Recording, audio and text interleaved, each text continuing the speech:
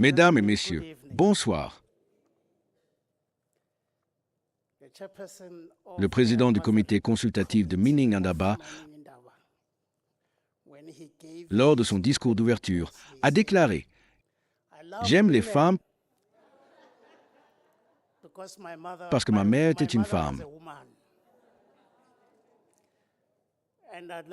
Et j'aimerais ajouter « J'aime les femmes parce que ma mère était une femme. » Mais j'ai aussi très peur des femmes car ma mère était très stricte. Alors, quand une femme parle, j'ai tendance à vouloir l'écouter et même à approuver des choses que je sais que je ne pourrais pas faire. Mais comme c'est une femme, je me dis que je l'accepte. Alors d'accord, je le ferai. Et je pense que c'est ce qui m'a attiré vers Awima. Pour ma part, j'ai commencé à me rapprocher des femmes du secteur minier lorsque je travaillais encore à plein temps à la Chambre des mines, alors appelée Chambre des mines d'Afrique du Sud. J'avais une organisation appelée Sawima. Elles sont venues nous voir et mon PDG m'a dit « Vusi, trouve-leur un bureau. » Et je crois que c'est à ce moment-là que j'ai eu le déclic. Car j'ai compris que je devais soutenir les femmes de toutes les manières possibles. Et des femmes sont venues me voir à mon bureau. Une par une, d'autres représentants des entreprises. Et la timide et craintive que j'étais a toujours dit oui. Toujours oui. Quand je regarde ma mère, assise à côté d'elle, je me souviens de cette femme magnifique qui est venue à mon bureau. Comment refuser à une si belle femme? C'est mon petit problème. Même maintenant, je suis encore touché par ce problème. Alors j'ajoute une autre dimension. J'aime les femmes parce qu'elles sont belles. Sans parler du fait qu'elles sont des femmes, sans parler du fait que ma mère était exigeante avec moi. J'ajoute que je les aime pour leur beauté. Mais je les aime aussi parce qu'elles ont le courage de prendre des risques et d'essayer de faire ce qu'elles peuvent.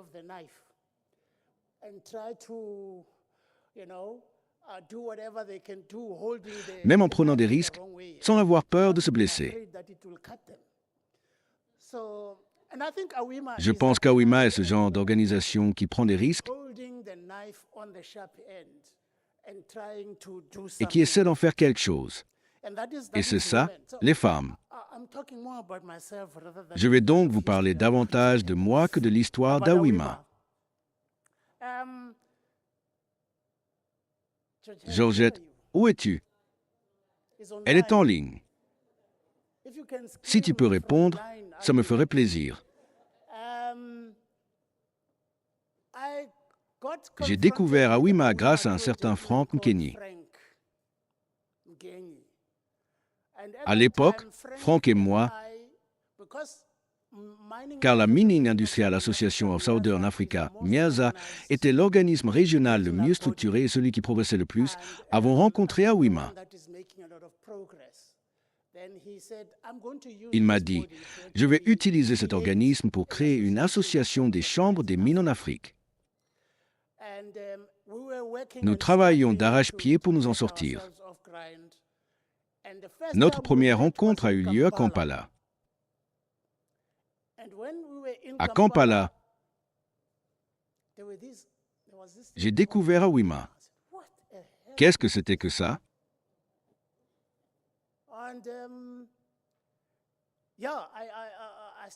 J'ai commencé à me renseigner sur ces femmes très engagées, mais aussi en proie à des conflits internes. C'est comme ça que j'ai commencé à en apprendre plus. Imaginez. À ce moment-là, Awima était en train de rédiger une constitution. Et ces femmes étaient assises là, à me regarder danser devant les hommes, en essayant de dire « article 1, article 2 ». Imaginez un peu, avec une telle foule, rédiger une constitution. Chacun voulait donner son avis sur ce qui devait y figurer. Ces femmes, assises là, riaient discrètement et disaient « Ces types ne savent même pas écrire une constitution. Comment sont-ils capables de faire ça ?» Bref, on l'a écrite. Et pour couronner le tout, je suis devenu le rédacteur de cette constitution. 2 ans plus tard, on s'est retrouvés au Ghana. Là-bas, on s'est séparés. Les femmes se sont réunies de leur côté, les hommes aussi. C'est à ce moment-là qu'ils ont élu leur premier président, Indrajit Bansi. Si je ne me trompe pas, on les traitait comme des associés. Parce qu'on ne peut pas aimer une femme sans vouloir l'avoir à ses côtés. Alors, quand on a peaufiné notre constitution, on les a considérés comme des associés. Par conséquent, en tant que membres, elles devaient signer la constitution. Une fois que tout s'était bien passé, après les élections et l'élection d'Indrajit, j'ai demandé « Qui est élu maintenant ?» On m'a répondu « Indrajit ». Je suis allé le voir et j'ai rencontré une femme du Ghana. Je lui ai dit « Vous devez signer cette constitution ». Elle m'a regardé et a répondu « Moi ? Signer ça ? Non, je ne signerai pas. » J'ai insisté « Non, mais vous devez signer. Vous êtes membre. » J'ai vraiment insisté et elle a fini par signer. Ainsi, même si nos chemins se sont séparés, on reste membre d'Awima.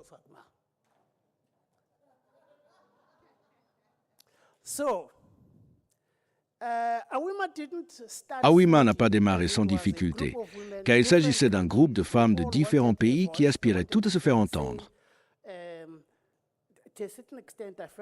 Elles voulaient avoir leur mot à dire. Dans une certaine mesure, j'ai eu pitié de la présidente fondatrice, Siswa Mwazwit-Beng.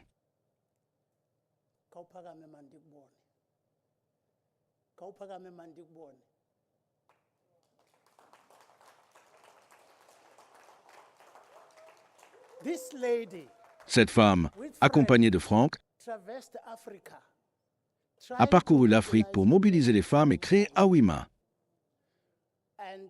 Lorsque d'autres femmes ont commencé à la rejoindre, elles l'ont interpellée. « Mais qui vous a donné le mandat de fonder cette organisation ?» C'est de la part des autres femmes qu'elle a rencontré le plus d'opposition. Mais je pense que c'est parce qu'il n'y avait aucune compréhension de ce dont il s'agissait et de la direction que cela a fonctionné. Finalement,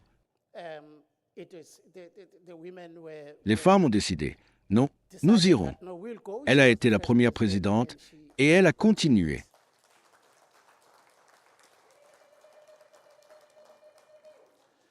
Alors,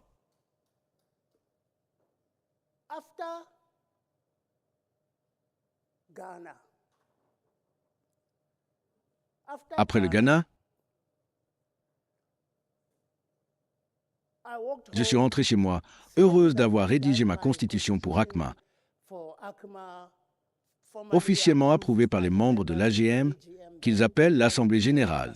Et là, je reçois cet appel. Tu vas rédiger la constitution d'Awima. Oh mon Dieu, je n'étais même pas à leur réunion. Et pourtant, me voilà en train de rédiger la toute première. Et, chose étrange, je me demandais, je ne suis même pas avocate. Et parmi nous, à cette grande réunion d'ACMA, il y avait des avocats du Ghana, de Côte d'Ivoire et du Burkina Faso. Des avocates, pour être précis. Pas des hommes, mais des femmes avocates. Et pourtant, ils m'ont dit, « Mabena, tu vas rédiger cette constitution pour nous. »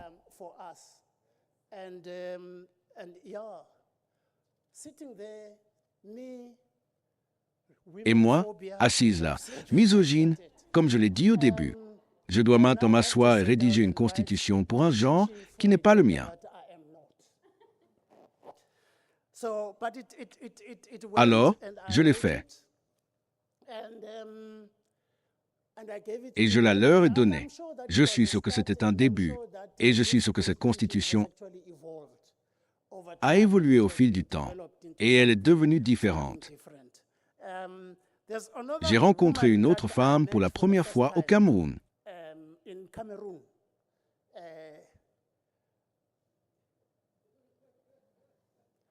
Je ne connais pas leur nom en public. Mais quand je suis avec elles, je les connais très bien. Pascal, Pascaline, et elle me dit non. Elle me dit, je ne suis pas Pascaline, je suis Pascaline. Alors, je l'ai rencontrée et elle me l'a expliqué parce que, vous savez, je suis un Sud-Africain timide avec les femmes. Elle m'a montré comment saluer une Africaine. Et comment embrasser ses cuisses, vous savez. Quelque chose qui, avec ma phobie, me semble suffisant. Et elle me dit, non, Vusi, viens, laisse-moi te montrer. Et j'ai appris cela lors de notre séjour au Cameroun avec Pascaline. Mais je dois dire que c'est impressionnant et je tiens à vous féliciter, en tant que femme, pour les progrès accomplis. Vous êtes bien plus avancé que l'ACMA, même si vous en êtes issu.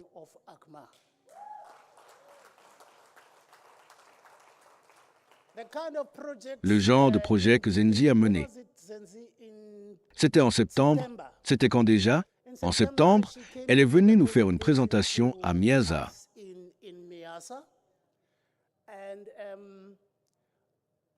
Et je peux vous dire, je ne vous l'ai jamais dit.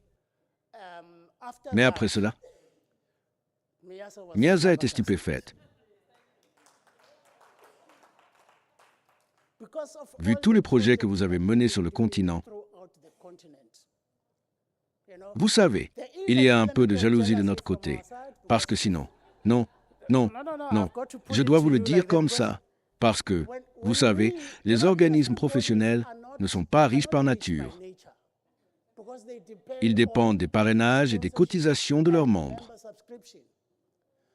À Miaza, certains de nos membres n'ont pas les moyens de payer leurs cotisations. Mais nous continuons d'avancer. Vous, parce que vous êtes des femmes et que vous êtes belles, vous parlez à ces hommes, vous souriez et ils vous donnent tout l'argent.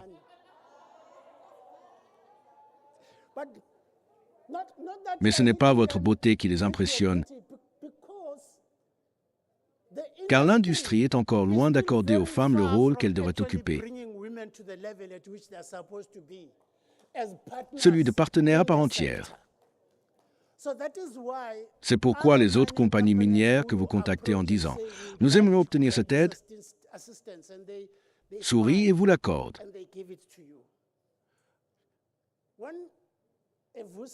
Quand un Vusi barbu, blanc de surcroît, va voir BHP et demande « Pouvez-vous soutenir Miaza ?» On vous regarde et on vous répond « Vos membres sont riches. Pourquoi nous demandez-vous de l'argent ?»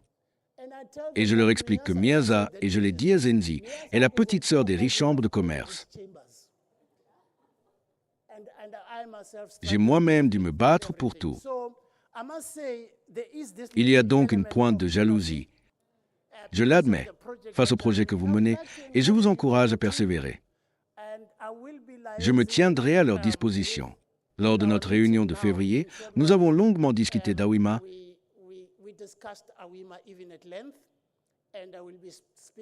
Et je dirai à Zenzi, Zenzi, nous devons élargir la collaboration entre Awima et Miaza afin d'explorer les projets que nous pouvons mener ensemble et de développer ce secteur pour qu'il devienne un secteur non sexiste et non plus seulement sensible au genre.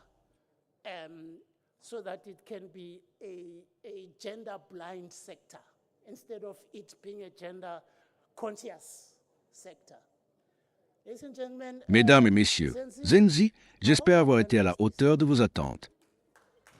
Merci beaucoup.